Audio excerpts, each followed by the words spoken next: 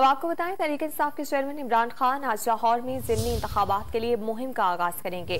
लाहौर के एक रोजा दौरे के दौरान इमरान खान टाउनशिप, गुलबर्ग, बाबदा टाउन और आशियाना रोड पर पीटीआई वर्कर्स कन्वेंशन से खिताब करेंगे।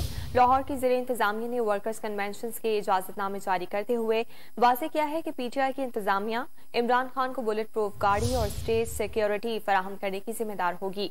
रैली के दौरान भी इमरान खान की सिक्योरिटी को यकीनी बनाना पार्टी की इंतजामिया की जिम्मेदारी होगी। अब आपको बताएं, तहरीक-ए-इंसाफ के चेयरमैन इमरान खान आज लाहौर में ज़िमनी इंतखाबात के लिए मुहिम का आगाज करेंगे। लाहौर के एक रोजा दौरे के दौरान इमरान खान टाउनशिप, गुलबर्ग, बाबदा टाउन और आशियाना रोड पर पीटीआई वर्कर्स कन्वेंशन से खिताब करेंगे। लाहौर की ज़िले इंतजामिया ने वर्कर्स कन्वेंशन के इजाजतनामे जारी करते हुए वाज़ेह किया है कि पीटीआई की इंतजामिया इमरान खान को बुलेट प्रूफ गाड़ी और स्टेज सिक्योरिटी फराहम करने की जिम्मेदार होगी। रैली के दौरान भी इमरान खान की सिक्योरिटी को यकीनी बनाना पार्टी की इंतजामिया की जिम्मेदारी होगी।